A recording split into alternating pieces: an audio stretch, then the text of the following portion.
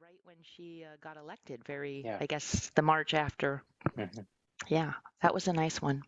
Yeah.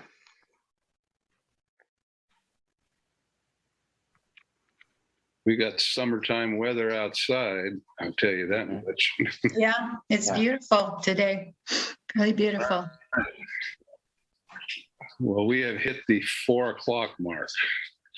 We have hit the 4 o'clock mark and we do have a quorum. Okay. Sorry I got here so late. I wanted to chat too. Well, welcome to the Recording January in progress. the January 20th meeting of the Humboldt County Association of Governments Board of Directors. This meeting is held in accordance with Assembly Bill 361 and Humboldt County Association of Governments Board Resolution 21-24. And this meeting will be held virtually until further notice. There is a ribbon across the screen that you can see that will instruct you on how to make public comment at the appropriate time. And at this time, we will have a roll call. Okay, Supervisor Bass. Mayor Jones, Here, Mayor Seaman, Councilmember Avis, Present? Mayor Atkins Salazar, Here. Councilmember Johnson, Gordon Johnson, Here. Councilmember West, Councilmember Mike Johnson, Here. Pac Member Arroyo, and Pac Member Allstrand. here. Thank you. Thank you. Our first order is adjournment of the HCOG board and reconvening as the Policy Advisory Committee. And our first order of business on that is the Humboldt County Association of Governments proclamation supporting the countywide traffic safety task force. And Executive Director Burke. Yeah, Chair Johnson, I think there's a couple options here. I can do this proclamation now, but it was actually going to be Mayor Seaman that was presenting it. And she is not here yet. I know that she will be attending a little bit late. So I'm happy to present it now, or we can move it to later in the agenda so that Mayor Seaman can give the presentation. Do we have a quorum for this group? We do. Okay. I think isn't it a larger quorum than it is for the board? I'm sorry, what was the question? For the group that's now in session, we adjourned the board and we have a new group. Is its membership larger than the board? It is. There are two PAC members. One is from Okay. Humboldt Transit Authority and the other from Caltrans. Okay, great. They're both here. Good. Thanks. We can move it down the agenda so that she can be present for the proclamation. Thank you. All right. And at that point, we do get to the public comment period for items not on the agenda. And do we have any non-agendized public comment? I Here. don't see any hands raised for this. Okay. And with that, we will go to the consent calendar. We'll leave it open for a moment while we do the consent calendar. Check again at the end there. So we have 5 items on the consent calendar. Does anybody wish to pull anything?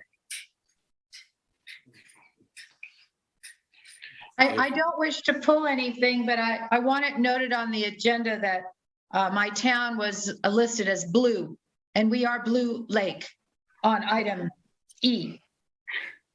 So just that. Other than that, I would move for the approval of the consent calendar. Second by Councilmember Johnson. Okay, we have a motion and a second for the consent calendar. Can we get a roll call? Mayor Jones, Yes, Councilmember Avis, Aye. Mayor Atkins Salazar, Aye. Councilmember Gordon Johnson, Yes. Councilmember West, Chair Mike Johnson, Yes. and Pac Member Allstrand. Yes. Virginia Bass is here now, Debbie. Oh, thank you. And I Member say Bass? yes too on the consent calendar if anyone is interested. Thank you. Thank you. Motion passes. Thank you. Did we receive any other public comment? I have not received any public comment. Okay, well, we will close public comment and move to PAC action items.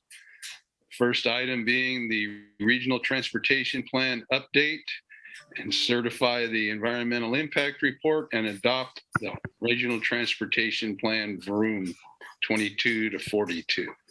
We have a staff report. Una, thank you. Thank you. Hello, board members. Happy New Year. Welcome back after the December break, and also welcome to new board members. And I'll probably forget to later, so I'll sneak in and thank you very much and farewell, Virginia Bass. It has been a pleasure all these years, and specifically this past HCOG tenure of yours, which I remember you from the tenure previous and really appreciate your work for the community. And looking forward to implementing the Regional Transportation Plan for the next 20 years as you all continue your service in any form or function. So what I would like to do is first give a quick presentation to get you grounded back in the kind of 20-year long-range feeling of the Regional Transportation Plan, and then I will get to more of the details of the staff report, which hone in on what exactly is different from what you have seen since November. And as a reminder, we have been bringing chapters one by one or by two to this board and committees. I would say for almost a year definitely when we started at least the outlines and everything. But I'm going to start with giving the broader story of what is it in, oops, went too far. Okay. There. What is it that you are being asked to consider to adopt today? So the Regional Transportation Plan, we would next update this in 4 years, but it is a 20-year plan. And the overall goal of the RTP and the overall objectives have not changed from the last update. And I believe there's only maybe a word or two different from the update before that. So our goal is for Humboldt County to have a carbon neutral, so carbon neutral are two new words in this, multimodal transportation system that is comprehensive, safe, sustainable, and equitable so that people in the region can travel and move goods by the modes that best suit the individual or business or industry and society at large. The overall objective of this long-range plan is to program all transportation funds based on multimodal transportation goals and objectives and needs and priorities as established in the Regional Transportation Plan. Now, we have had 6 priority objectives.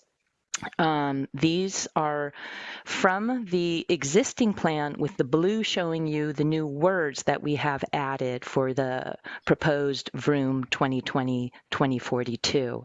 So we're following these same priority objectives, and they are defined in the RTP. And now I'm going to go through the 12 chapters that we have in the RTP. So this introduction is Una, I hate to interrupt you, but now Susan Seaman can't get in either, and I can't remember. I'm afraid to try to tell her how to find the link. So Debbie, can you send Susan the link, please? Because she wants to join us. Okay, thank Somehow you. she and I lost it. I don't know. Thank you. Thank you. Okay. Yeah, thank you. I apologize. No apology needed. We want Susan in too. So the introduction lays out kind of what our emphases articulated now. The big picture stuff that we want our regional transportation system to help and not hinder to the extent possible. So addressing climate change, addressing having adequate housing and vibrant neighborhoods, addressing safety and health, and addressing equity. So our second chapter, Renewing Our Communities, is a brand new chapter, and it is basically fleshing out a little bit of the new emphasis that we want to articulate more and be more proactive.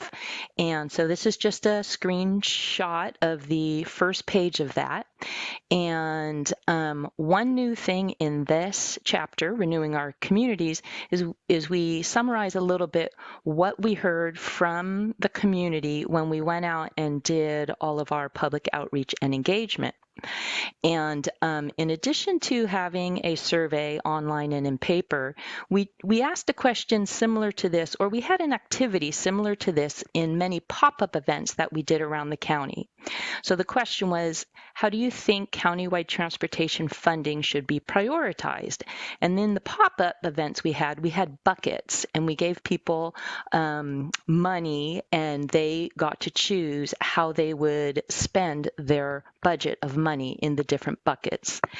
So this is a little hard to read. So the next slide shows you how this survey came out for the people who took it. And we had around 340, I think, respondents. And what I note from this is, so this shows people who voted this as the number one priority, people who voted for the number two, etc. The highest scores in either people's first choice or second choice was build and improve sidewalks, bike lanes, pedestrian scale lighting, and traffic calming. And that total score was 4.77. The second highest score, 4.25, were people telling us that they would put funds for making it easier and more convenient to use public transportation. And then the third highest at 4.10, was resurface, repair, and improve roads and bridges. But I will also note that this, of course, could be different if maybe a different sector of the county, if we had a lot more people in places to outreach. What I'm trying to say is where we have very low density people, we probably got a smaller sample of that population, and maybe they would have voted differently. But as just kind of a touchstone, this is also what we heard from the community public outreach meeting we had and other comments we've gotten directly on the drafts. So the other thing in the Renewing Our Communities that is brand new now is a section on transportation equity. We didn't have this in VROOM before, so now we talk a little bit about race-based discrimination in U.S. transportation history, and then I have included the statement of commitment to fighting racial injustice and equity, which the board approved before the RTP update and directed staff that the RTP update would be the place to put that statement of commitment. And the other big new thing in the Renewing Our Communities is this safe and sustainable transportation targets. And these are the 10 performance measures or regional targets. So these are the things that started out focusing as greenhouse gas emission reduction targets. And as we worked with the ad hoc committee and heard from the community, we realized there were other things that we wanted to have targets for, including safety and education. So thus we renamed them the Safe and Sustainable Transportation Targets. So that is brand new to VROOM and in the renewing our communities chapter. We also have Chapter 3, which is the global climate crisis, which we have had before. It is not required by the state, but we do have it. 2 new things we have in there is now we discuss clean cars and clean fleets or zero emission vehicles. And we also have added 2 new projects to the action plan, one to help the zero emission vehicle infrastructure and 2 to promote electric bikes. Then we have a tribal transportation element, which we have had, I think this is the 3rd cycle we've had it, also not required, but we're very happy and proud and appreciative to have this in there and have the tribes also interested in putting their planning endeavors in here. What's new in here is that now we actually have a transportation goal articulated, whereas the last one was a little simpler in that our goal was just to support the North Coast Tribal Transportation Commission, but now we have a more RTP articulated goal and our goal would be that tribal communities have safe and efficient mobility options, they benefit from equitable access to transportation resources, and have strong interjurisdictional partnerships for advocating and solving transportation issues of tribal communities. And then we've also added 3 new policies: support NCTTC's mission, support removing sovereign waiver, and redress discriminatory names. That would mostly be in street names and other transportation related names. We have an emergency transportation element. Again, this is not required, and we've had it for at least 2 cycles. Nothing new there to report. Brand new land use transportation element to just articulate the way that these 2 must go hand in hand if we really want to make the most of both of them and also address climate change. 2 new things in there, not 2 new things. 2 things in here is that we do a little summary of how past and present land use patterns or what we have to deal with transportation, and we also describe the regional housing needs allocation. The land use transportation element has its own goal to grow communities equitably and efficiently, to create safe, sustainable access to places and opportunities while conserving or utilizing land respectfully so that future generations can enjoy optimal land uses and value. All our communities benefit from having quality transportation choices for getting to jobs, services, and home. And then we have 10 policies in there, which I've noted just the titles here. 4 of them are lifted from the California Transportation Plan, so it's statewide goals also that we are in alignment with. And then we have 2 projects, both HCOG responsibilities. One is to devise some equity evaluation criteria. So this would be a full public process and also definitely vetted through our committees and getting input and feedback from the committees before being brought to the board. And then also working on charging infrastructure. And this is put in this for purposes of working with land use authorities, jurisdictions who actually have authority for land use. Then we have the Complete Streets and Connected Communities chapter. The new thing there is that not just level of service, now we also talk about vehicle miles traveled. And we also have changed the way that projects used to be lightly termed prioritized. So the jurisdictions, when they send in their projects for complete streets, they just self-report which of the objectives is the project likely to meet. And you'll see in the bottom of this slide, what they used to rate were 1 for 1 the 6 major objectives that the RTP has.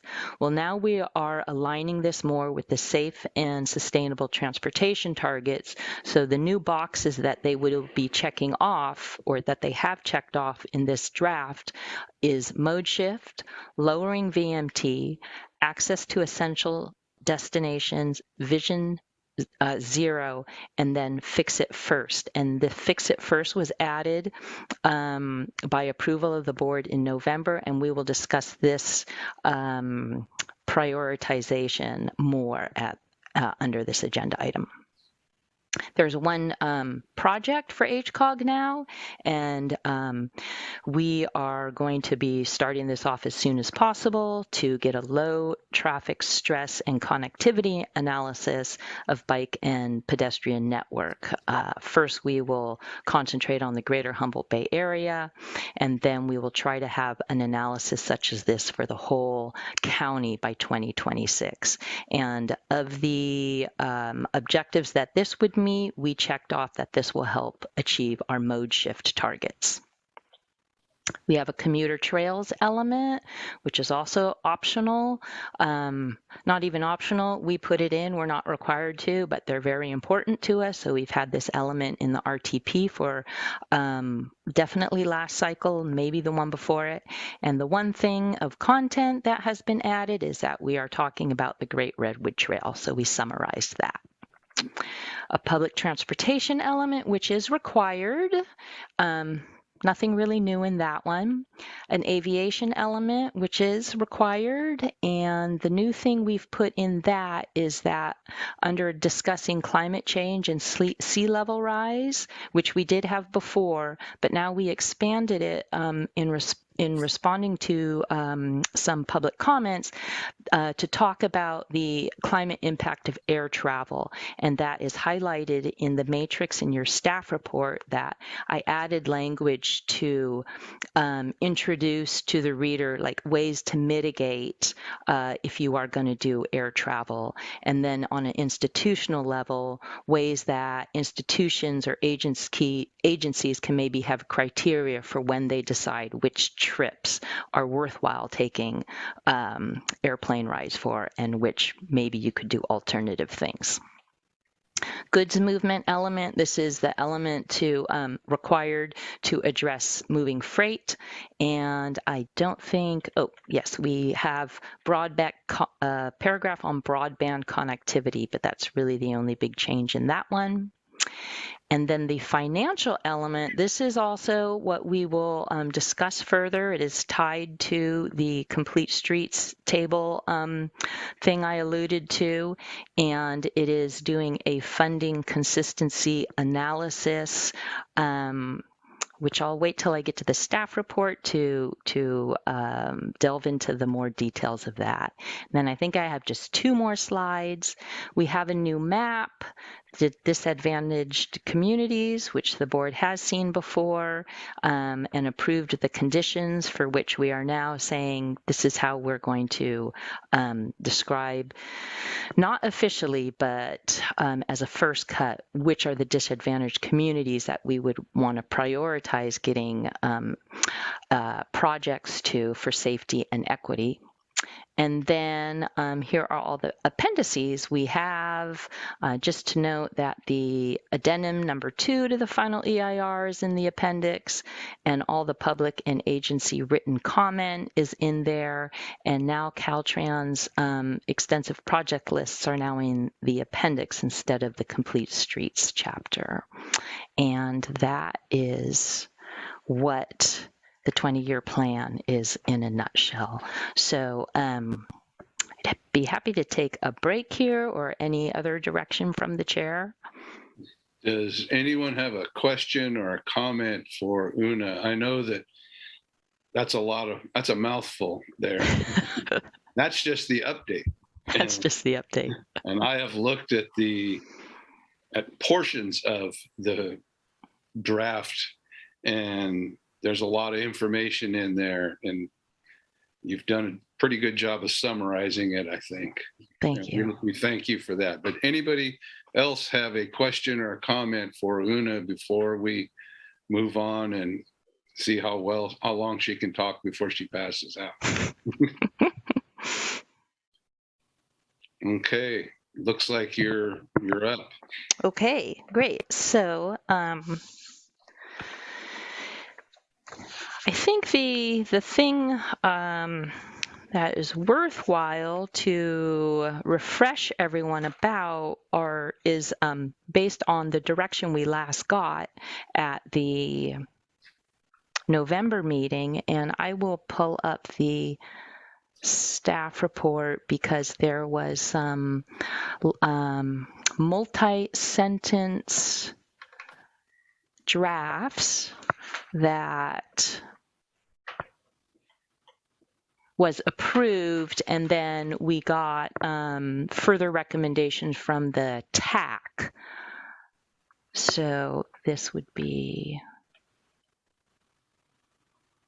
I will mention first, not to gloss over this. So the addendum number 2 to the final environmental impact report in November, the board's direction was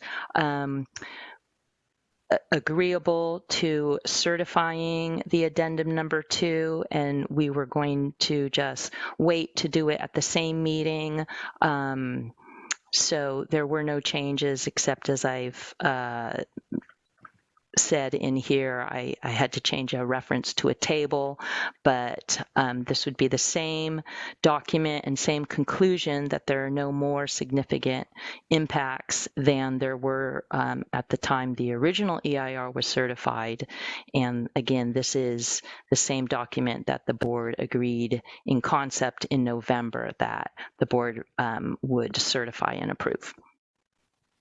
So then if you all who were there will recall, in October and continuing to November, some board members, PAC members, and some commenters from the public were asking for a little bit more of a defined method in the RTP about how we include projects in the RTP, with the goal of having them align more consistently with meeting the targets and the goals that we have, particularly in the safe and sustainable transportation targets.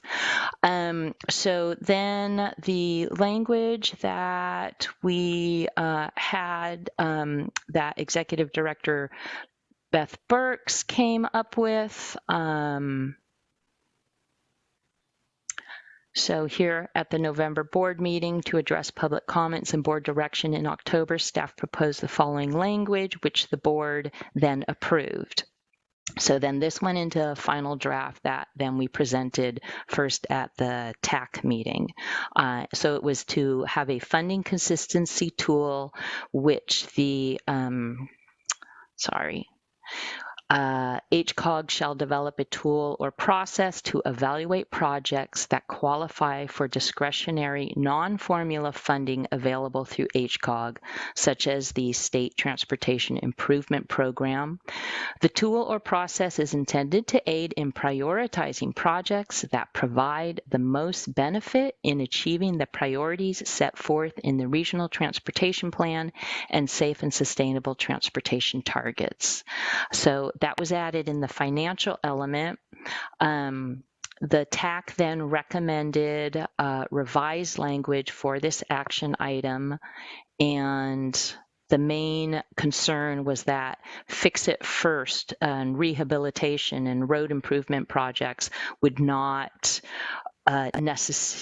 it might be that they weren't shown as priorities in the RTP, but the case might be that it would in fact be the jurisdiction's priority. So the TAC asked the staff to go back to the drawing board, and this is what the next draft then came, that staff's alternate language is a funding consistency analysis. So the draft now reads, HCOG staff will prepare a report for review by the TAC and board on the history of projects funded with HCOG discretionary funding sources and the project benefits achieved in relation to RTP priorities, including Fix It First and the Safe and Sustainable Transportation Targets. HCOG will track annually the benefits of the projects in relation to our RTP priorities.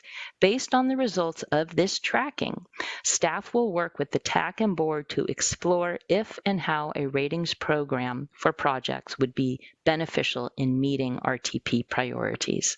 So if the board prefers this to the other one, or not to a new one if directed to do so, then this is an action item under HCOG's responsibility listed in the financial element. So I would say that's the big discussion item, and the rest of the changes that are shown in the matrix in the staff report, I think they're much more straightforward. So I will kick it back to the chair, and I'm here, of course, for discussion and questions, as well as Director Burks, who prepared that language. Okay, thank you. Is there any PAC member comments, questions at this time? Councilmember Avis. Thank you very much. Thank you for the summary. This is great. I had one question looking at Appendix C, which is I guess the updated EIR. On page 9, under tribal transportation, there is reference to the NCTTC, but there is nowhere where it's actually spelled out as North Coast Tribal Transportation Council, simply the initials. And I wonder if that could be added in easily enough. For people Yes, who may not be absolutely. Thank you. Thank you. Any other questions, comments? I have one. Looks like Susan has one. Oh, Mayor Seaman. I was just wondering, I'm trying to go through all of these links on the thing, but could you just show that language again so I can read it somewhere? And then you can ask your question. I just wanted to read it again. Thanks, Chairman. And Mayor Seaman, is that the language, the new language for the action in the Exactly. financial element? Yeah. Mhm. Okay. Let's see. Funding consistency analysis, is that legible?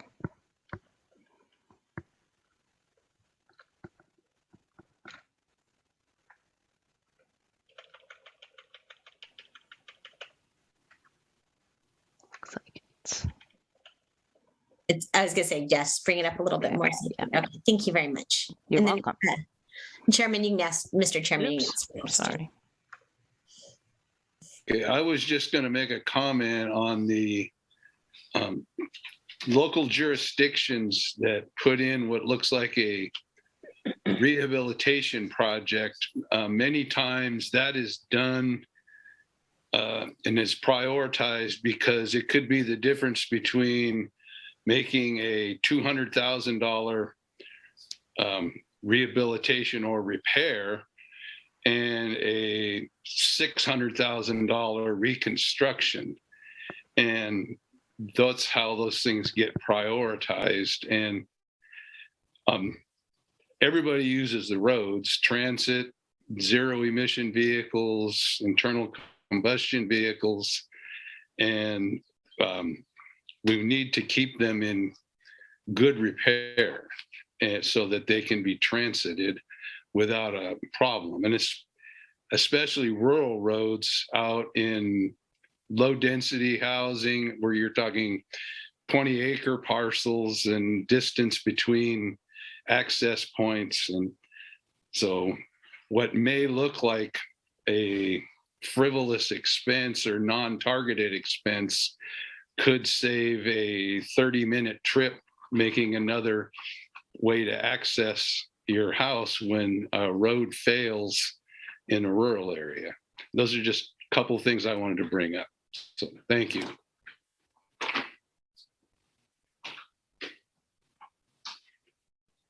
And any other question?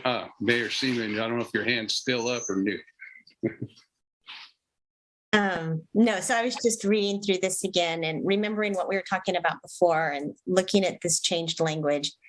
It looks like it's almost just kicking the can a little bit down the road, but not 20 years to do a little bit more research on this before we adopt the ratings program, but it doesn't have kicking that out altogether. Yeah, if I can address that through the chair, yes, it does, in a sense, buy us a little more time. I think, what we heard clearly from the TAC was, one, with the language that was proposed before, I wrote in there HCOG will, and in my mind, that meant the board, the TAC, staff, everybody working together. They read that and thought that that was really just staff in the back room prioritizing their projects and deciding what was worthy. That was never the intent.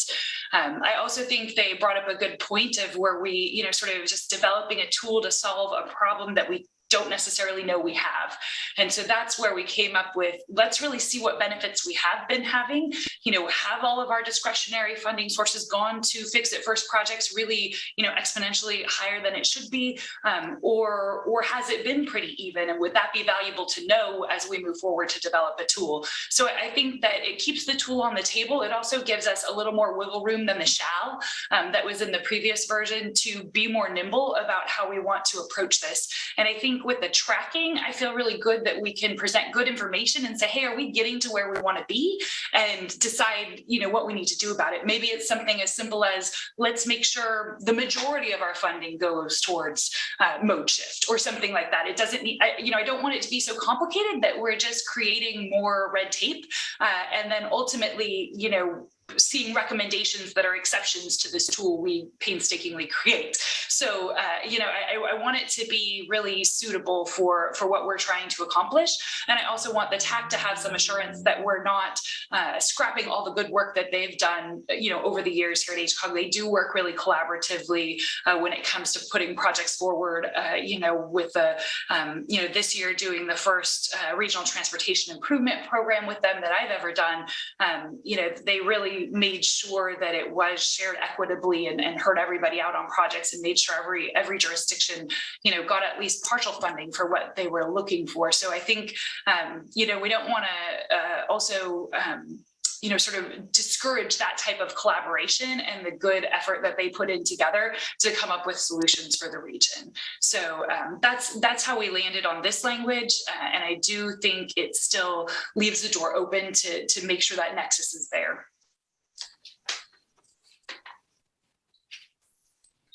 Thank you. I just wanted to clarify that it doesn't look like it's taking it off the table at all. At first, when I started reading it, I was like, oh, well, this is just not that. And then I was like, oh, it is. It's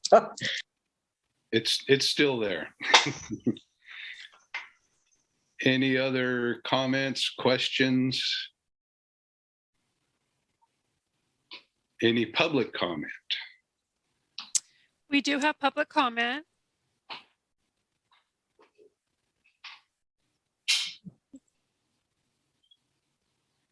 Okay. Just if I could interject with just some quick logistics, because this is a webinar and people are interested in, being able to, to present and show their face. We're going to promote folks so that you can see them while they're presenting. We can't unpromote them after they're done because it will eject them from the meeting entirely. So for those of you who would like to speak, please, unmute yourself and once you're promoted and speak for your time. And then please turn your camera off for and your microphone off for the duration of the meeting. Thank you. Yes. So we have the first speaker, who is Lucy.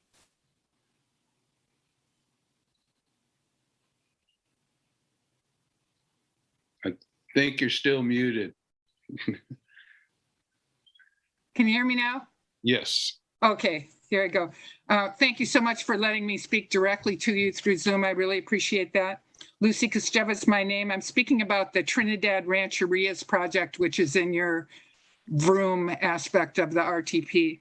I'm a longtime West Haven resident, former senior transportation engineer at Caltrans, now retired after 30 years.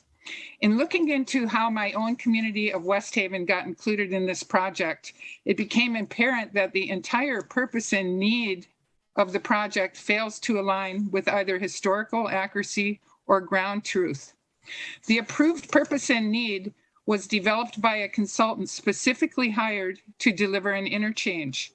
It was not reviewed by anyone for truth or accuracy, not by Caltrans, who exempted themselves from both validation and liability, not by the tribe. They are very happy having an interchange, understandably let their professional consultant drive the project, and not by your own TAC, who, although recommending tax dollar allocations, has not appeared to look at the project's content. The primary reason stated for the project in the approved documents is to a reliable route to the Rancheria, as scenic drive is failing. I ask you each to consult Google Earth, where you will see that unlike scenic drive to the south, which is failing along the coastal bluffs, scenic drive of the Rancheria to the north is in relatively good shape as it veers inland, buffered from the adverse effects of the ocean by many expensive bluff homes. The project's primary justification is disputed by Google Earth. The second reason stated is to reconnect tribal lands severed by 1962 freeway construction. Caltrans records show 1 acre was severed.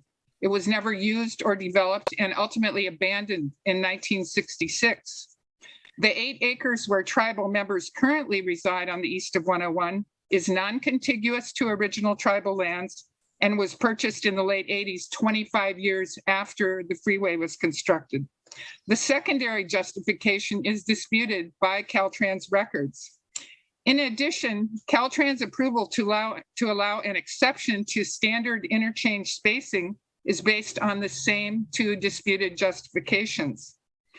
The consistent false justification in the numerous project documents, all prepared by the same consultant, important point, reads very smoothly for approving officials at remote desks, but they are challenged by the truth of public records. I ask the HCOG board today to strike a balance in meeting your equity goals, possibly use the newly introduced by UNA equity evaluation criteria, and see to it that the purpose and need of the project is validated, and as deemed appropriate to provide for and encourage subsequent modifications to both the need statement and the resultant alternatives. I thank you for your time, and I do sincerely appreciate everyone's work in our society. Thank you. Thank you. I had a second speaker who wanted to speak, and that was Colin Fisk. Yes. Good afternoon. This is Colin Fisk with the Coalition for Responsible Transportation Priorities. You all, I think, are familiar with us, but we have more than 600 members and supporters, mostly here in Humboldt County. And I first want to reiterate my thanks to HCOG staff for their work on the RTP update, and to say that I think the plan is evolving in a very positive direction, particularly with the new orientation around transportation equity and the safe and sustainable transportation targets. With that said, we keep running into this issue of actually aligning projects in the RTP with those targets. And as you know, CRTP supports assessing projects for their alignment prior to including them in the RTP to ensure that what we're doing is actually in line with the plan that we adopt. In large part of resistance from the TAC, however, this board in previous meetings elected not to immediately establish that kind of test, but you did direct staff to develop a tool, as UNA reviewed, to rank and prioritize projects based on their alignment with the targets. Now, however, the TAC has objected even to that, and instead you have before you a recommendation to essentially monitor how projects do or do not help in achieving the targets. I have a lot of respect for the members of the TAC. They're asked to do a lot of essential work without enough resources. They've worked out a way over the years to divvy up funding amongst themselves in a collegial way, and that's admirable. And now they want to do that without any constraints put on it. And that last part, I think, is the problem. We're in a crisis situation. We're facing both a road safety crisis and a climate crisis. And with this recommendation, the TAC is essentially objecting to prioritizing safety projects and emission reducing projects because they might want to prioritize another kind of project. And that's not a good enough reason, in my opinion. We need to prioritize safety and climate mitigation projects. And if a jurisdiction wants to have a project pushed to the top of the funding list, such as road maintenance, as the chair was describing earlier, and if it isn't something that will improve safety or reduce emissions, generally safety or emissions reducing elements can be added. With most projects, that's fairly straightforward. So, and as I said, there's an urgent need to do that. So I would strongly urge you to reject this latest recommendation and instead adopt the language that you approved in November about developing a funding consistency tool or something similar to that. It doesn't go as far, as I said earlier, as I think we should, but it's much better than just standing by. I really think our climate and, of course, our friends and neighbors who are tragically dying on the streets every year just can't afford to have us kick the can down the road any further and continue with business as usual. Thanks. Thank you. We have one more caller with the number, your last four numbers, 8554. You can speak.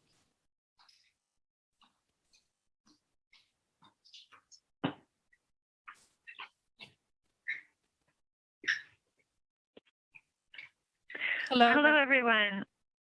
My name is Katie Gurin, and I wanted to thank you, Una, for your presentation, and thanks to all of you for your great work on the RTP update. I wanted to express my support for the safe and sustainable targets established in the RTP. I believe, like Colin, I believe these targets need to be more than words on paper. And so I'm here to express my support for the staff recommendation to develop a prioritization tool for discretionary funding to ensure that projects are actually aligned with the safe and sustainable targets. Thank you very much for your time. Thank you. I don't have any other hands raised for public comment. Debbie, I think Jerome's hand is raised. I see that.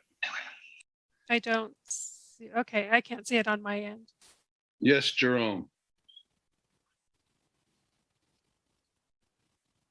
Here, my name is Jerome Cariazzi, speaking as member of the public. I've had the privilege of participating in commenting on the safe and sustainable priorities that were included here, as well as working as a consultant on the climate action plan that's being developed for the county. And I wanted to express my support for this RTP update. I think it is fantastic. I do want to echo the recommendations of Katie and Colin as well. In my experience, funding criteria play a significant role in encouraging entities to enact what our planning priorities are. And so to the extent that a tool or some method can be developed to further give weight to these priorities that have been included in the RTP, I think would be extremely valuable.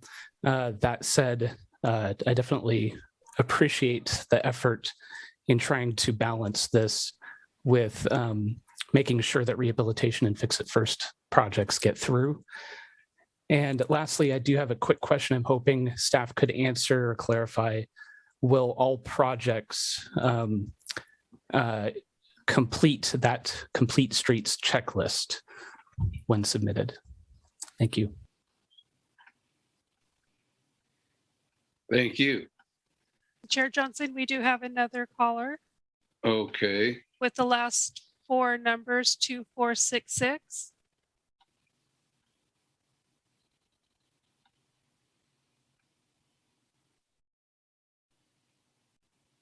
With the last four numbers, 2466, you need to unmute your phone. Hi. Hello. Hello. Oh, this is Wendy Ring. Is it my turn? Yes. Great. Yeah, thank you so much for the chance to express my thoughts. I did participate in the ad hoc committee that developed the safe and sustainable transportation targets, and I am a medical and public health professional, so I have, in addition to my concern about climate as everyone else, I have very strong feelings about safety and the health benefits of physical activity, which are much needed here in Humboldt County, given our epidemic of chronic disease related to physical inactivity. And I just wanted to echo Colin and Katie and say that, it's a great document, but if we want to turn that dream into reality, we have to put our money where our mouth is. And we are in a climate crisis, and we have limited resources here, and we may have to make some hard choices. And I think that those choices should be made using a tool which prioritizes those safe and sustainable transportation targets and equity, and that allocates dollars and effort according to what we say our priorities are. So thank you very much for being able to throw in my 2 cents. Thank you for your comments, and thank you for your participation earlier in the update. Any others? I don't see any other public comments. Okay. Is there any other comments for Una or Beth? And or does anyone have a motion?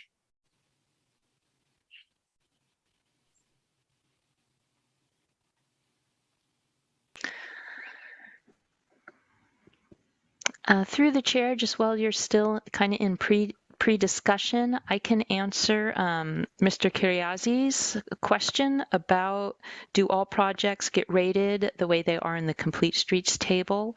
They do not. In all the elements that we have that are not required by the RTP, we haven't found a consistent way to put those in. So they're a little bit like apples and oranges. So right now, the way the RTP is set up, only the complete streets projects do the self-reporting rating. Okay, thank you. So with that, if we don't have any more discussion, we will entertain a motion or, Mayor Seaman. So I was just wondering, with this new wording from the TAC, could we put, because I really do understand, and I'm so concerned about pedestrian safety and multimodal. And I recognize that it's very easy to get away from that for the projects like Fix It First, because there's so many things that need to be fixed first. It's just really easy. Is there a time limit that we could put on the, we'll look at it for the next 2 years, but by year 2, there will be a full, complete rundown that you have to do, and you have to be able to match it to the RTP at that point, so that we could get the good information, make really good criteria, but then also really say that there is a deadline, and that deadline we're going to commit to it. That's kind of what I was thinking. Yeah, if I can answer that, I think absolutely. I think having a time frame is appropriate, and I think it would be good for us as staff too to kind of hear that direction and know that that's something we need to get right to work on. And I think we'll be seeing that that report will come out really soon. Kind of the historic achievements or focus areas of our discretionary funding. I think we can work on getting that out in the next few months. It is a challenge. Some of the things that happen with our discretionary funding is planning phases get funded. So, for example, in our current regional transportation Transportation Improvement Program.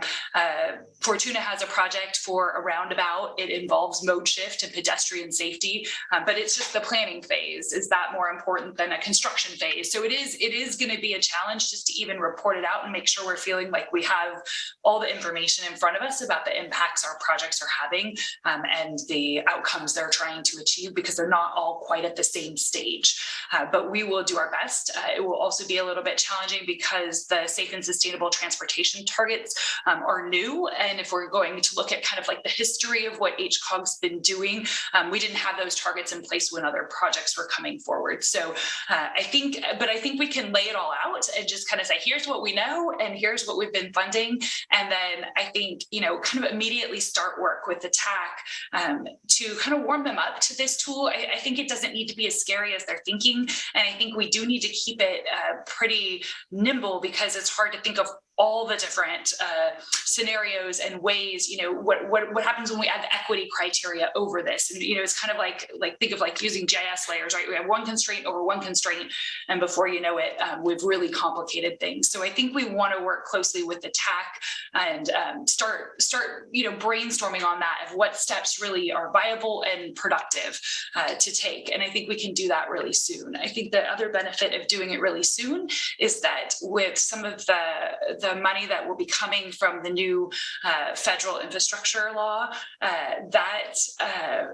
that will come, ideally with some extra discretionary funding for HCOG. And so, having a tool in place as we're faced with, what is hopefully an influx of funding would be really valuable. So I think it is really time sensitive to not wait a long time before we come up with that. So I think, even 1 year, 2 years maximum would be ideal for us to report back and get a tool in place.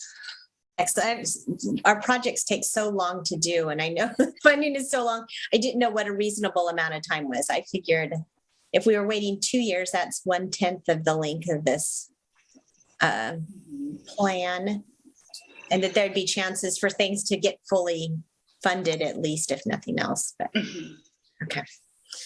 I would also say that a lot of times what appears as a rehabilitation project or something such as that, at the same time that is being done, that is when there's sidewalks coming in, enhanced crosswalks, curb cuts for ADA transition, and a number of things, a bike lane, if possible, on top of curb gutter and sidewalk.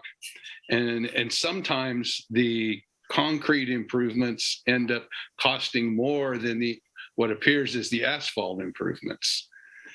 And these things are always looked at because you don't want to go in and put a lot of money in a roadway and then go back and dig portions of it back up again.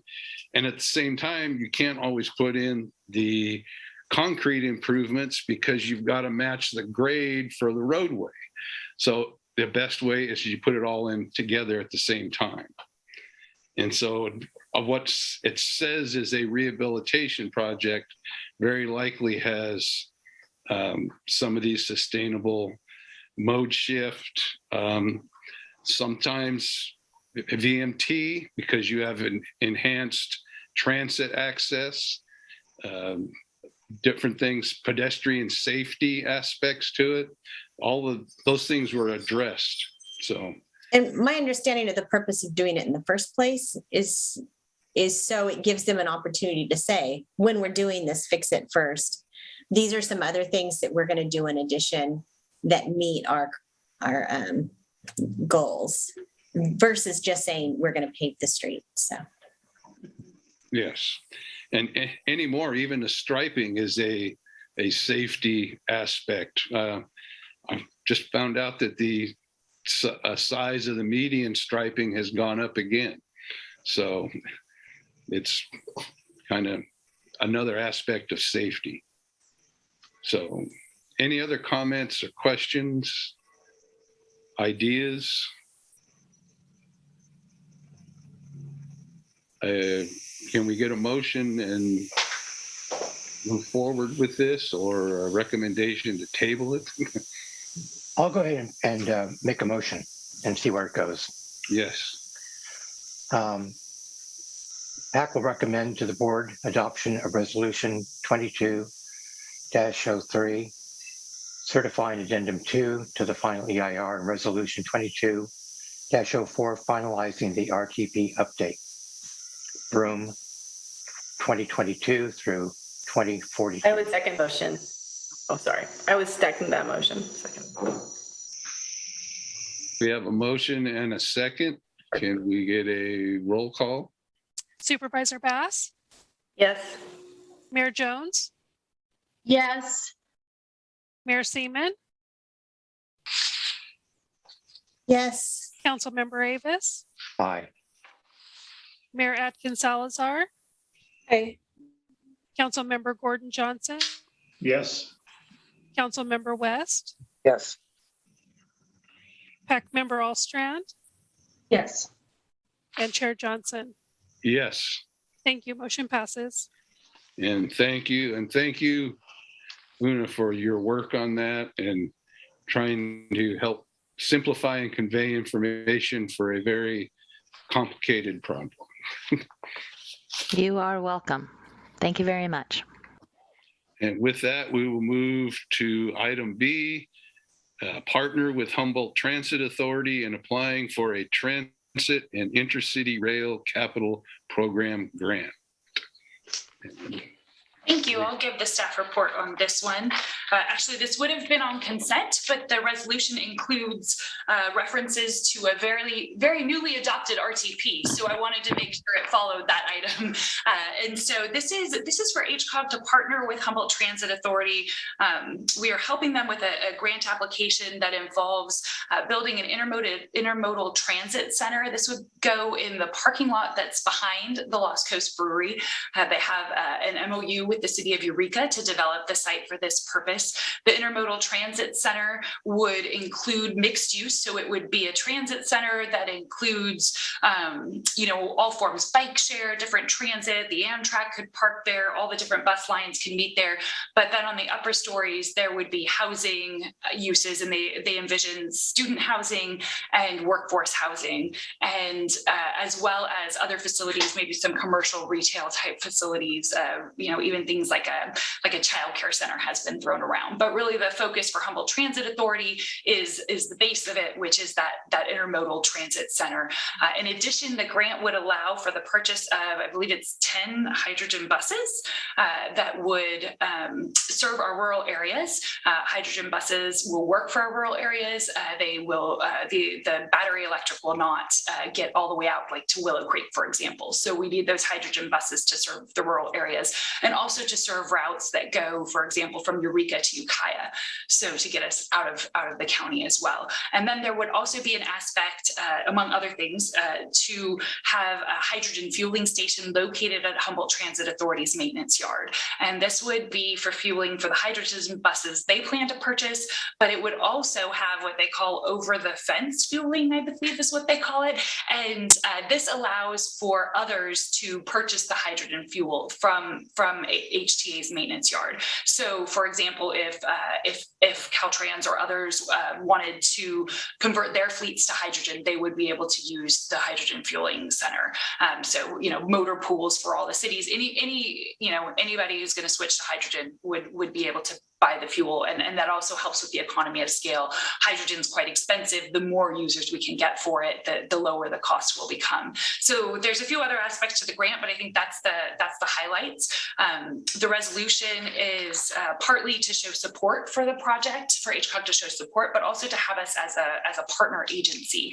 And so we would be written into the grant to help with outreach primarily, and also grant management. And that would also come with funding for us. So if we needed to, pay for staff time for those purposes, we would have the funding through the grant to do that. So staff is recommending approval of this. We are excited to partner with HTA, and looking forward to a successful project. And we've worked on sort of iterations of this in the past with HTA. We did that RAISE grant where we were not successful, but I think it just shows that they're very devoted to getting this intermodal transit center and converting their fleet to hydrogen. So we will keep trying until we are successful. And I think with a lot of the funding coming down, this is right in line with a lot of the federal initiatives. So, we're hopeful that very soon we'll see this project go through. So I'll conclude my staff report there, and I'm happy to take any questions. Anybody have a question or comment for Director Burks on this? Mike, this is Gordon Johnson. And Beth, I was wondering what the dollar value of the grant request would be.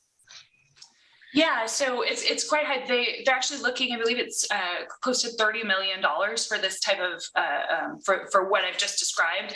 There would be, that does not include the portion that's the housing development. That would be separately funded with different sources. But 30 million for the transit center and the hydrogen buses and the fueling station. Thank you. Any other PAC members before we enter into public comment? I don't see, I believe we have one public comment right now, Colin Fisk. Thank you, Chair. Yeah, I just wanted to, first of all, express my strong support for this proposal and hope that HCOG will go ahead and partner with HTA and hope that the grant is successful.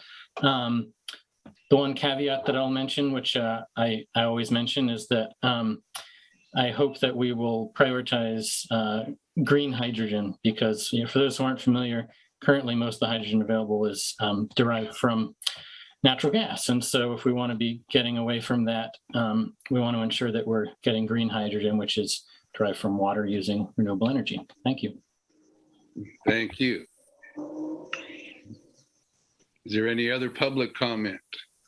I haven't received any other public comment. Is there any other questions or comments from the PAC?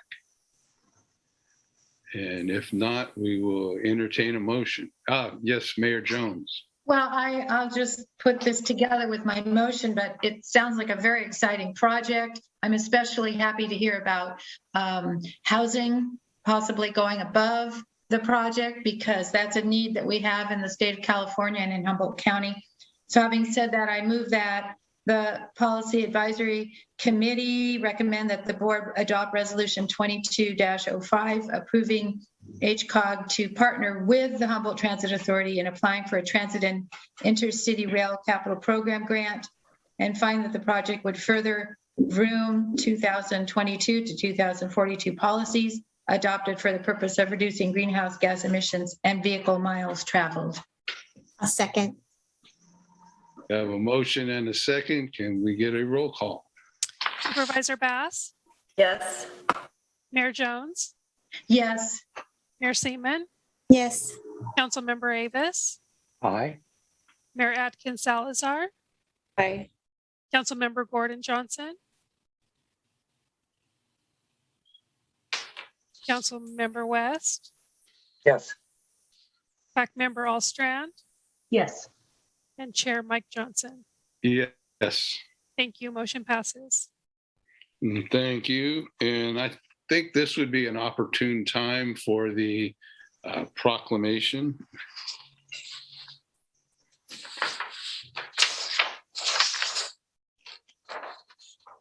You guys waited for me. That's so nice.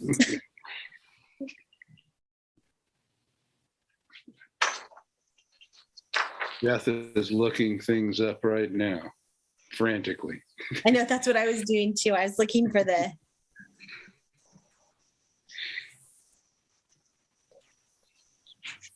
I just want to say while we're waiting that as a member of this traffic safety task force, I'm very happy to see so many signs going up around the towns, including my own little town of Blue Lake. It looks like it's backwards. I don't know how it shows up on Zoom, but anyway, and bumper stickers are available. So it looks like it's something that's really catching on, and the citizens seem to be embracing it. So that's a really positive thing. Thank you. Yes. I'm very excited. Before I read the proclamation, I'll just say too that we had $1,000 donated for making PSAs. So I will be reaching out to some members of the task force so we can have some different voices talking about the importance of transportation safety. And it'll be about 3 months since we first released this. I figure every 3 months or so, if we just give it a little pop, it can remind people what we've been doing. So would you like me to read the proclamation now? Yes, please. Thank you. This is the Countywide Traffic Safety Task Force Proclamation. Whereas in March 2021, the city of Eureka convened representatives from multiple jurisdictions as a countywide traffic safety task force focused on increasing driver and pedestrian safety throughout the region. And whereas Humboldt County ranks #1 out of 58 counties in 2018 for traffic collisions involving a pedestrian, has fatal collision rates double the national average and nearly triple those of California. And whereas, while effective transportation safety policies include a multifaceted approach, including infrastructure development and improvements, enforcement of the laws, and education, safe streets also rely on the personal responsibility and behavior of those who use them. And whereas, we recognize that drivers have an inherent responsibility to maintain a culture of respect and courtesy, avoid causing harm, and protect the community's most vulnerable residents. And whereas Humboldt County residents pride themselves on being values-driven, innovative, and proactive problem solvers, and responsive and responsible protectors of community residents and visitors. And whereas national statistics and local experience indicate that low-income people, people of color, older people, and people with disabilities are more likely to be killed while walking or biking, and we are committed to addressing those tragic inequities. Now, therefore, be it resolved that the Humboldt County Association of Governments recognizes that safely navigating our streets and sidewalks is a cooperative activity, and that the traffic collisions are not inevitable, and therefore adopts the Vision Zero goal to work towards eliminating all traffic fatalities and severe injuries while increasing safe, health, equitable mobility for all. I think it's supposed to be healthy, equitable mobility for all. And that's it. Nice. Thank you. Thank you. Thank you. And Director Burks, I believe we need a motion to adopt that and to move forward. Yes. I'll make that motion. Bass. Do we have second? I'll second that. Thank you. Thank you. Can we get a roll call? Supervisor Bass, Yes. Mayor Jones, Yes. Mayor Seaman, Yes. Councilmember Avis, Aye. Mayor Atkins Salazar, Aye. Councilmember Gordon Johnson, Yes. Councilmember West, Yes. Pac Member Allstrand, Yes. and Chair Mike Johnson. Yes. Thank you. Motion passes. And thank you all. And our next item is a informational report from Executive Director Burks with year 2021 highlights. Yeah, let me share my screen here. Okay. Oh, you guys are seeing 2021 highlights here? Looks good. Okay, great.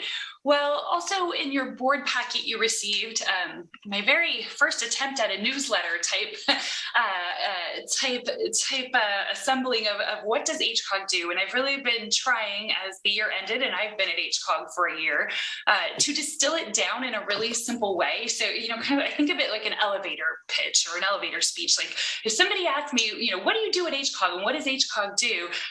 Just trying to get down to the nuts and bolts of it, keep it simple, and also frame it in a way that we can all realize just how much HCOG does over the course of a year and how important it is for keeping funds flowing through our community for transit and roads projects. And so, this presentation is meant to complement the handout. So let's get started.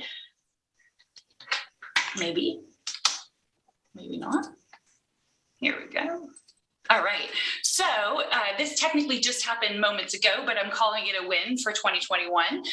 This is, of course, adoption of the room, and very glad to have been here for the whole year of this process. We had a great time getting out in the community, doing pop-ups. It looked different, of course, because of the pandemic, but we did, we were able throughout the summer to get out to a lot of farmers markets, and it was really fun to connect with people and get that feedback into the room. And so I'm grateful for that opportunity. We had a really successful public meeting that we incorporated into that process, and also just really clear direction for moving forward. So that is a huge win for 2021. Then there's also, we adopted the 2022 Regional Transportation Improvement Program. And we, for the first time in a couple of cycles, actually had money to program for local projects. As those of you who've been here a while know, of course, for many cycles, the biggest portion of our funding, if not all of it, was going to the Arcata Eureka Safety Corridor Indianola project. And although that still looms and we're still working on it, and perhaps it'll need a little more funding, we were able to program many projects that are important for our region. So as I mentioned before, the TAC did a great job of, divvying that up, and making sure that many jurisdictions benefited from the money that was available. And also, right after arriving, there was the adoption of the Eureka Broadway Multimodal Corridor Plan. And this plan, was adopted in early 2021. I think they worked on it for nearly 18 months prior to that. But I will say it's not a plan that's sitting on the shelf. This is a plan that is in action, and it's exciting to see the momentum this plan has created. Caltrans is actively working on studying the middle couplet. And in fact, for Bike Month in May, we are likely to see demonstration projects popping up. So they're going to do basically like a temporary buffered bike lane on the northbound side. We will see some temporary bulb outs for pedestrian safety. And that way Caltrans engineers can evaluate those improvements in real time and see how traffic is reacting to those and how they're interacting with the users. So it's really exciting to see that in addition to that, Caltrans's outreach process, they have the public involved in their project development team. So I get to go to the meetings. Many stakeholders are at those meetings. We kind of got to see the inner workings of how a project goes from that really concept stage at Caltrans to hopefully what will be implementation, which will, of course, take a while. But again, it's not sitting on the shelf. This plan really did just sort of catapult Broadway into the forefront of everything that, is getting worked on actively now. So happy to do that. It also led to convening a bit of a working group. So we at HCOG convene a working group that includes the county, the city of Eureka, public works directors, and also Caltrans, just to talk about Broadway and really the whole 101 corridor through the greater Eureka area and make sure we're all in touch about all the different activities going on. So I think that this has really been a great starting point for a lot of good collaboration. We also adopted the Coordinated Public Transportation Plan. That was back in March. This really is kind of a sort of synopsis of all the public transportation that is available throughout Humboldt County. And it's a building block for funding that our transit agencies need. So it's important to have these updated. It was done by an outside entity, but glad that we have that on the books and it's helpful for our transit agencies. Of course, we adopted the overall work program, which we are already launching into a new one. So come next month, you'll see the next version.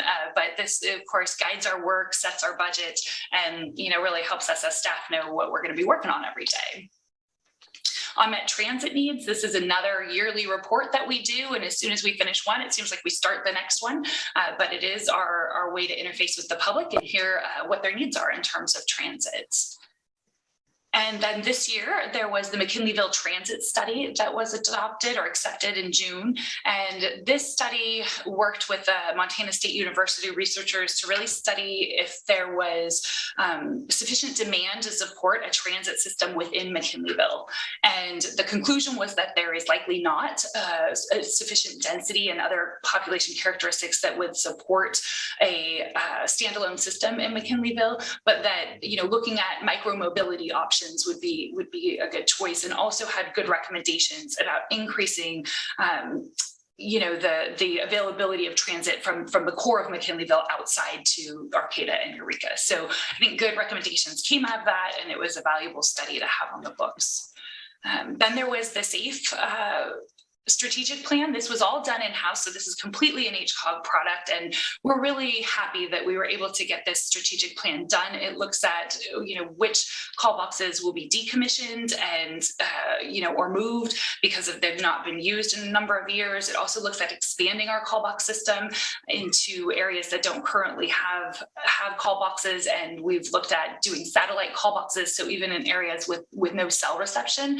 We've had a lot of interest in this. A group from along Highway 36 has been really vocal about wanting increased call boxes, and also up in the Orleans area. And I will say, given the winter conditions this last winter, when not only was Orleans out of power, but they lost their phone line. If we would have had these call boxes, it could have been a lifeline for that community. And so I'm a little bit sad we didn't have the opportunity to move faster, but also unfortunately know that there will be more disasters in our future, and really feel motivated to get the call boxes in there, because it would have been a way for them to call out, and when they didn't have one this last winter. So definitely looking forward, we've got our encroachment permits going for that, and as soon as the weather's appropriate, we will be working on getting the new call boxes installed. We also completed the bike map application. This is a computer application that works a lot like GIS, so you can kind of zoom in anywhere in the county and see what bike facilities are available. And we had some outside help with this. The QR code's there, and I can send it out to anybody. It's a real easy way to just scan that in, and you can go right to the application. It's pretty cool, and you can play with it. But we're happy to have that available. And then taking a turn from the plans that have been adopted, I think, collaboration is really at the heart of what HCOG works on every day and what our staffers are working on every day.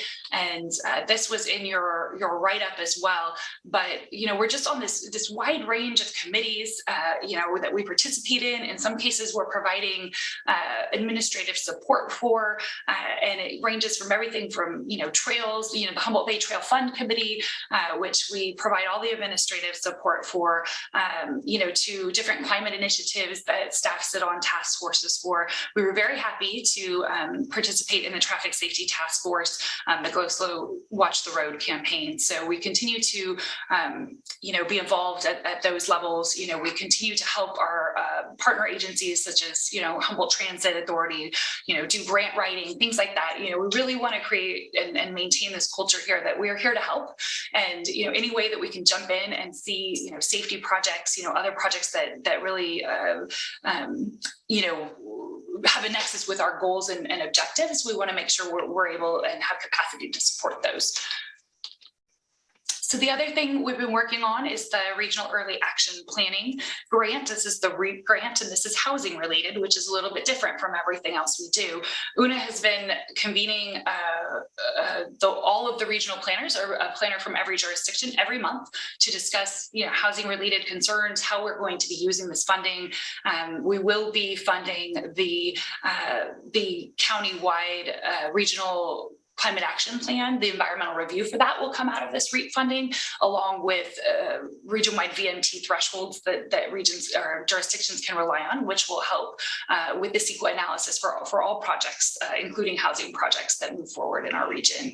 And we also have money in that grant for education and outreach, which we will be launching on in earnest in this next year. And we continue to look for opportunities and appropriate ways for HCOG to be involved in housing and that nexus between housing and transportation. So we, anticipate having expanded roles in that moving forward. And then we have all these fiduciary duties that involve a lot of money that flows through HCOG. And, those sources were provided in the write-up, but, basically in 2021, nearly $9 million flowed through HCOG, and primarily it went to transit. And this goes, what do they do with it? They get to, it augments their operating expenses. We have a lot of it going towards the purchase of new buses, primarily zero emission buses. And It can help with improving bus stops and safety improvements on the buses. It can help with reduced fare promotions. So it goes to a lot of different aspects, maintaining the fleets. So it's really vital for our transit agencies to receive this funding. And then a smaller portion of what flows through us goes straight to local streets and roads. So this is in addition to that STIP funding that we talked about initially with the 5.8 million. But this is projects that through formula or through a call for projects can go to the different jurisdictions. And these pictures are actually from Redwood Way in Fortuna. They received money that's set aside specifically for bike and pedestrian projects, and they were able to add that to a road project they were working on and add those types of facilities. And then we did a number of community activities, pandemic safe community activities. We still hosted Bike Month and had outreach for that. We do the Love to Ride website that goes with Bike Month. And then I was able to do a number of presentations to civic groups. And I will say I am still very interested in giving more presentations to civic groups. So if you have, the Chamber of Commerce in your community, Rotary clubs, Kiwanis, I don't know who wants to hear about HCOG, but we have, sort of a version that we will tailor to that, if depending on what town you're in or what area you're in, we'll talk about projects that are really relevant to that area that HCOG's been involved with. But we would love to just, continue to help educate the broader community about what HCOG does. And happy to have had a chance to do some of that this year. Then the pop-ups that we did during the RTP process were just super fun and great to hear from our community. HCOG is active on Facebook. So if you are active on Facebook and you're not friends with HCOG, please friend us. We don't have a lot of friends yet. And we're looking to get more and more because we do, we're not over posters or oversharers, but we do post really relevant information, that our partner agencies are working on and things that HCOG is hosting as well. So, clue in if you haven't, we'd be happy to have you there. And then we did do, staff development this year.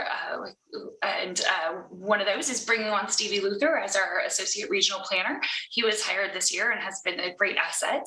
Also, Una completed the California Academy for Regional Leaders. This is a CalCog program. It was 8 months long, and she completed that regional leadership training. We did have Stepping Stone Consulting. They're a local consulting firm focused on racial justice on the North Coast. They came and did a 2-part equity training series with all of our staff.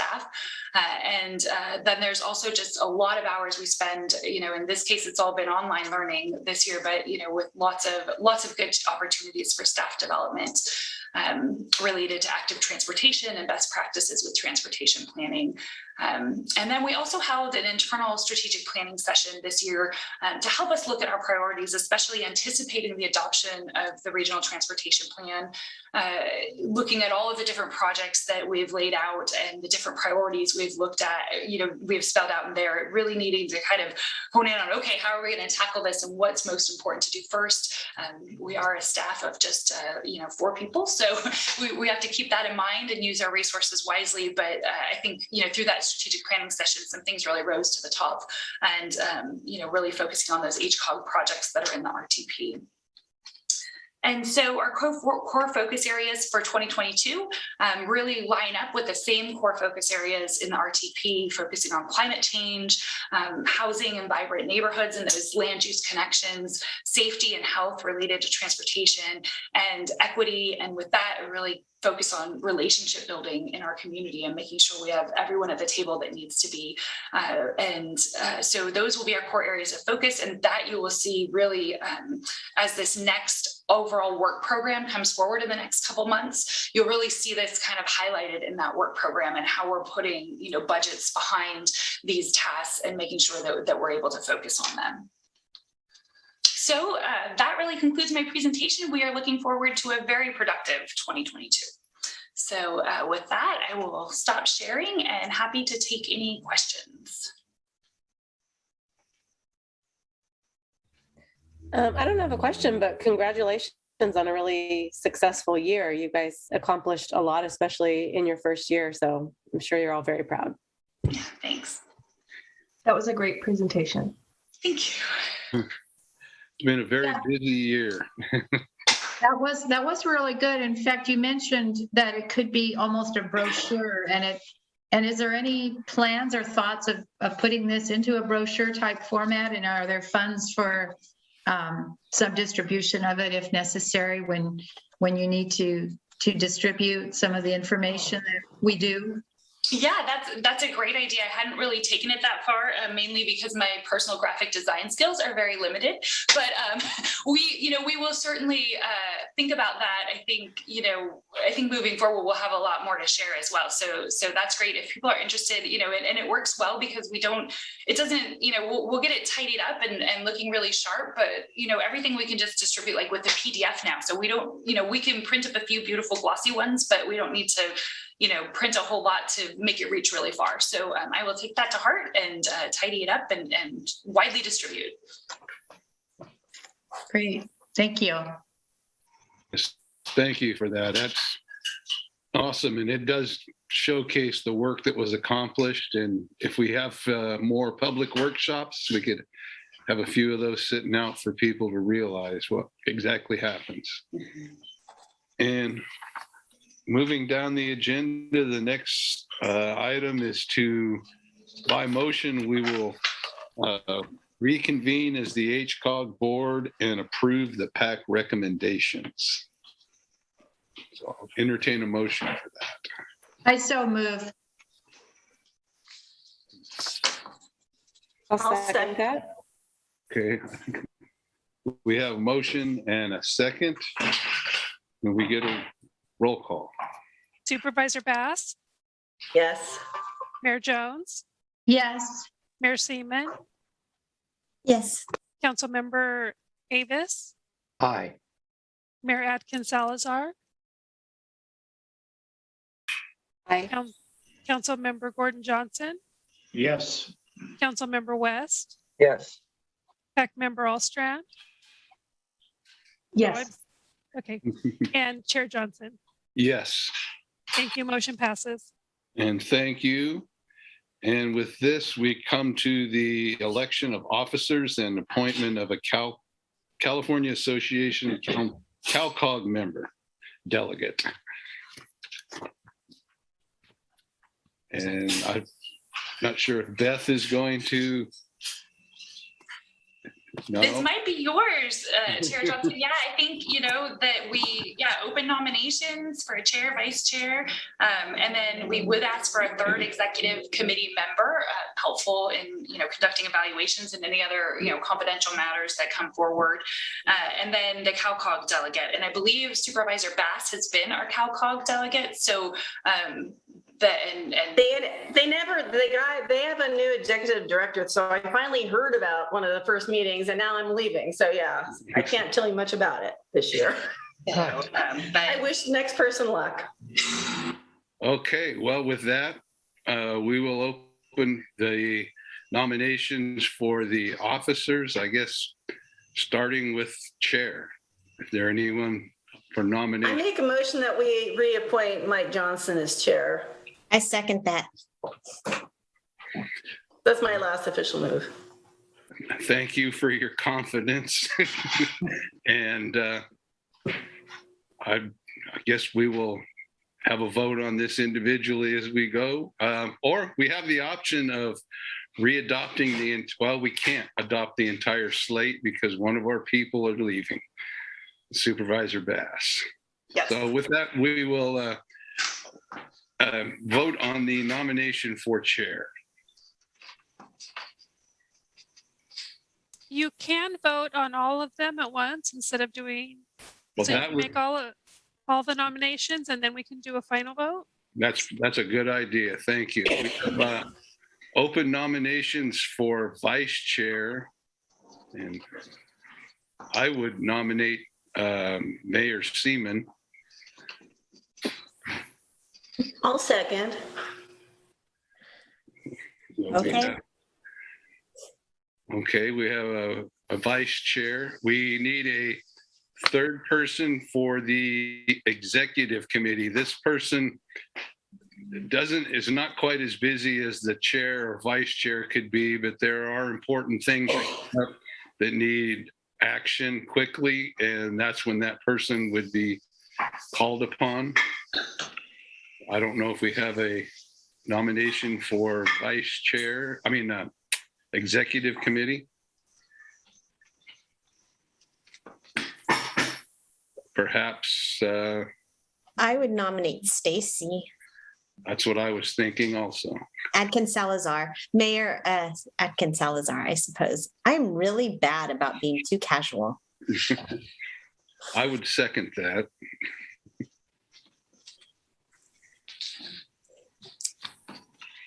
And We have a slate. well, do we want to do the CalCog delegate at the same time, make one vote? So do we have a nomination for our CalCog delegate? I know somebody who has been the CalCog delegate before that is not a county supervisor. I was going to ask Councilmember Avis if he was interested in that again. That was you, right? It was. And with the endorsement of Officer or Supervisor Bass for the good luck, I would accept the nomination. I think you'll have more meetings and know more people than I got to do, but. Okay. Yeah, it's a little different world. With that, we will take a vote, roll call vote for our slate of delegates. Supervisor Bass, Yes. Mayor Jones, Yes. Mayor Seaman, Yes. Councilmember Avis, Aye. Mayor Atkins Salazar, Thank you for the nomination, and aye. Councilmember Gordon Johnson, Yes. Councilmember Jack West, Yes. and Chair Johnson. Yes. Thank you. Motion passes. And thank you all for your work on the board. And I appreciate that, and for your confidence in me for another year. And I look forward to a lot of accomplishments, and I can't wait to see Beth's list at the beginning of next year. So thank you. And with that, we come to Pac Member Reports, first being the HCOG Executive Director's Report. Right. Well, I will keep this short since I've already talked a lot tonight, but I just wanted to mention that next month at our board meeting, Susan Renaz, who was a former council member of Arcata, will be coming to speak with us. She's been on a road charge committee, a statewide committee to explore road charge, which would be a method of replacing the gas tax. So as we convert to electric vehicles, the gas tax is becoming, less lucrative, and this committee explores basically the replacement for the gas tax or looking at a road charge system and all the different facets of that, from like technology issues to equity issues, and really making recommendations to the state.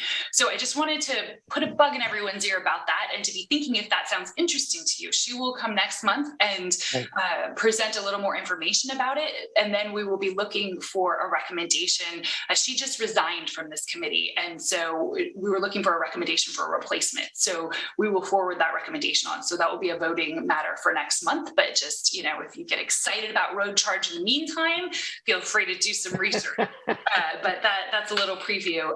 Also next week is the STIP North hearing for the California Transportation Commission. So I will be, I thought it was going to be my first travel opportunity for HCOG, but COVID plans changed things in Sacramento. So I will be virtually participating, but giving a presentation on behalf of our region and telling all of the regions of the North how great our projects are. So we're looking forward to that. And then finally, just, very mixed emotions saying farewell to Supervisor Bass. I want to thank you for being, with HCOG. Certainly I was so delighted to get to work with you this last year. And, really it's been my whole career that you have been someone I've had to look up to. And I just appreciate your public service. And something I've always really admired is you always took the time to get the whole story. I feel we don't want everybody to know the whole stories, but yeah. That's how it always seemed to be, and in the different roles I've had over the years, and I just so appreciated that always, and just like I said, just had you to look up to my whole career. So thank you, it's been a real pleasure, and I hope all the best for you. I know we'll still have 11 months, but you won't be here. Yeah, I'm sure you're not going to attend these meetings for fun in the meantime. But just thank you for for everything. I'm going to need a new pastime. Maybe I'll start hanging out at meetings. So yeah, thank you very much. Appreciated. Thank you for that. And we come now to Caltrans reports from Pac Member Allstrand, I'm guessing. Yeah, quick update on the Indianola undercrossing. Jeff Pimentel, project manager, will be here next month to give a more detailed update, but he let me know that the project team continues to develop the updated plans to re-advertise the project, and the target date for that is April 1st of this year. And then there'll be a re-advertisement soon after that. Thank you. Hey. Thanks. Thank you. And I've been through the Last Chance Grade project recently, on once in my pickup and once on a motorcycle. I have to say the motorcycle ride was more exciting, but it's passable and it's open. It might be a slight delay, but it's much better than it was. So thank you guys for that. Anybody have a question or comment for Pac Member Allstrand before we adjourn to closed session? Yes, Chair Johnson, this is Gordon Johnson. My question is, if I remember correctly, the CTC had to obligate the money for Indianola before the end of this current fiscal year. Is that still a possibility? I don't know the answer to that. Beth, do you know? Yeah. Yeah, so my understanding in talking with Jeff, the project manager, was that they asked for an extension. They had one extension remaining, so that they did ask for the extension on time. So they'll have another, I believe it's another 6 months to obligate, if I'm not mistaken. Okay, because it sounds like the timeline has slipped a couple months, because they were going to advertise in February and now it's moved out to April. And so, yeah. Okay, thank you very much. Yeah. Any other questions or comments? Nope. Well, in that case, we will adjourn to closed session, with the topic being the Executive Director 1-year performance evaluation. Okay, so if we can just have everybody who's a panelist that is not a board member leave the meeting.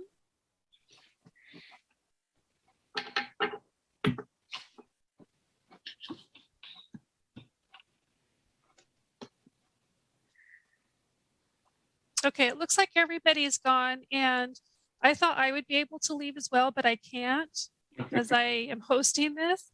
But I will stop recording and I will mute myself out. So